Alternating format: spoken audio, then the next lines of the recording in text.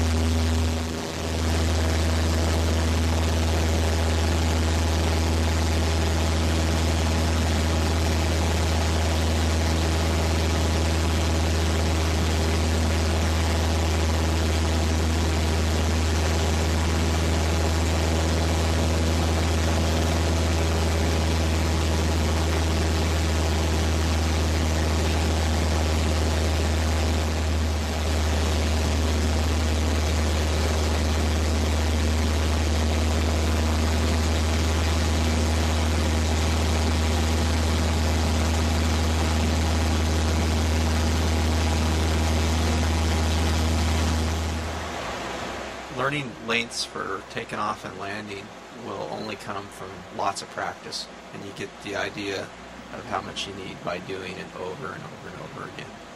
My plane will take off in approximately 100 feet, and it will land in approximately 200 feet.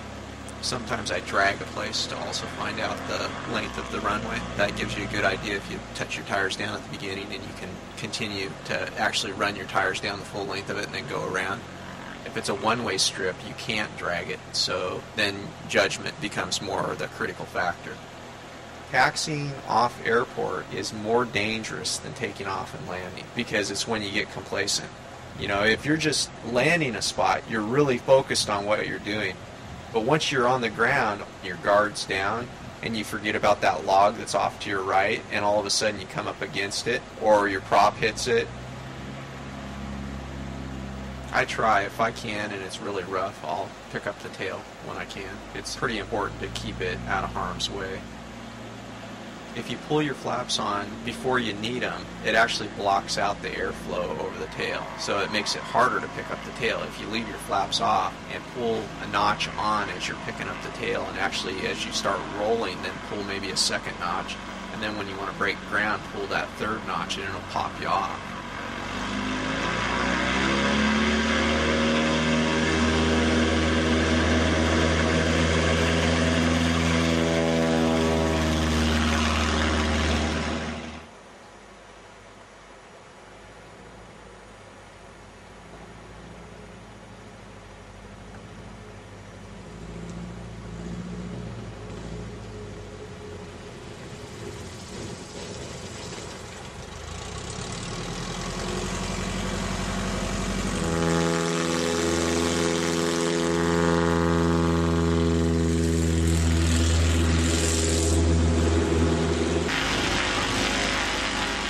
The speed when you're dragging something is much different than when you're actually landing it and stopping, because when you're dragging it, you're going to probably be maintaining pretty much your flying speed.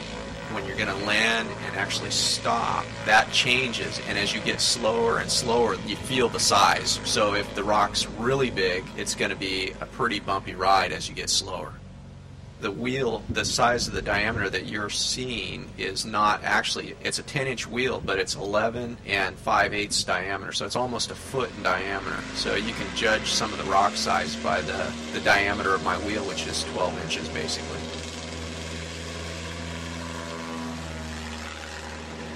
I can tell direction of the wind mostly by how fast it feels like I'm going over the ground. But if the wind's really blowing, you can see it in the trees. You can see it on water.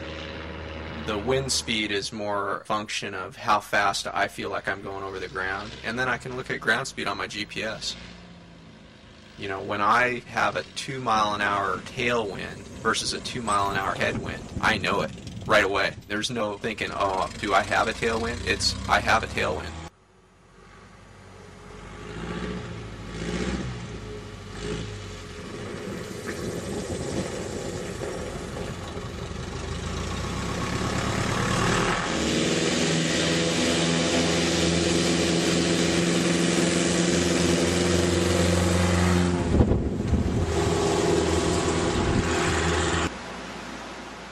Well, I used a little bit of the water.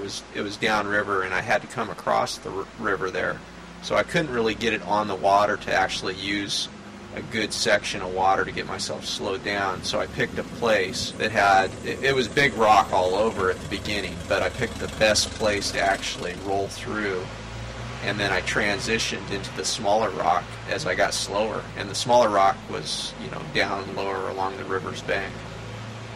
It's actually pretty hard taxiing on rock this big. I am making turns here to see what I'm going to be driving over, and I'm trying to maneuver as little as possible. Those wheels are made out of 6061 T6 billet, and they're capable of taking a lot of punishment. The landing gear on both Lonnie's plane and my plane is much stronger than what you'd think. The gear is 4130 chromoly tubing, and it's been TIG welded and normalized, and there again it's capable of taking a lot more punishment than a stock gear would be able to handle. And Lonnie, he has a heavy duty 3-inch extended gear on his airplane also. I wouldn't consider any of these places dangerous. The danger is actually not seeing something in your reconnaissance that you should have seen that could cause you to bend your airplane. You know, a tree laying across that you didn't catch, a down stump that sticks out further than you thought that your wing's going past, or sticks up higher, or a lip at the beginning that throws you cattywampus and all of a sudden you're sideways and askew and trying to get it straightened out, and you've got other stuff on the ground that are obstacles that you've got to be ready to miss.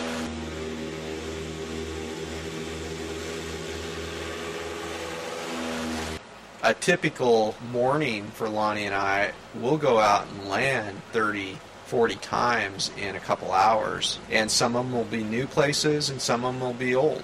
The old places are constantly changing, so it's not like going to your local airport and landing. It's check out, see what's changed from the last time you were up. Even if you were up the day before, something could have changed.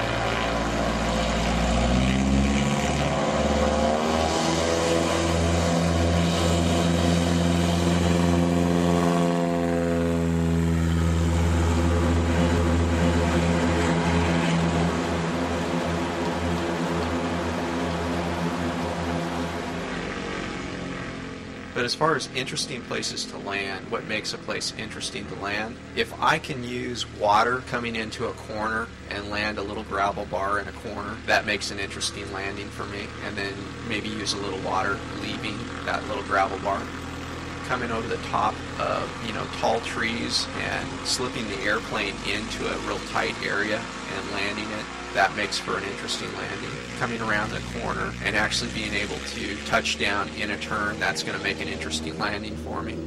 Big rock makes it interesting in its own way.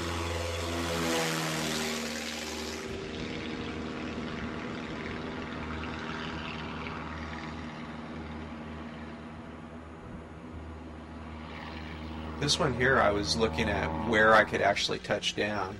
There's a pretty big rock at the beginning, and then there's a stretch that's about 30, 40 feet there that's sand and then transitions back into big rock. And so that was my touchdown zone, was the sandy area.